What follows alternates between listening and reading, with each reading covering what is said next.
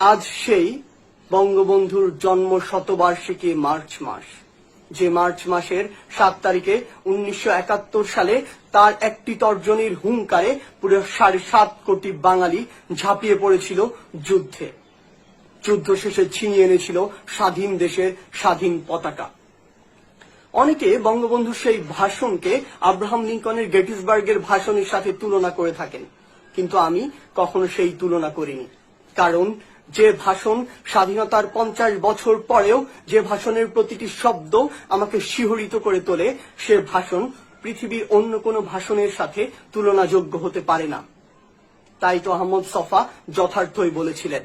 তিনি বলেছিলেন, বাঙালি জাতির শ্রেষ্ঠ কাব্য বলাকা সোনার তরী কিংবা গীতাঞ্জলি নয়, বাঙালি জাতির শ্রেষ্ঠ কাব্য আর দাবায় রাখতে পারবা না।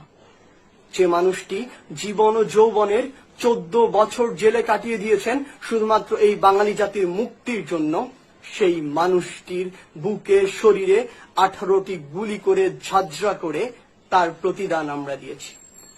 এতটাই অকৃতজ্ঞ বাঙালি আমরা।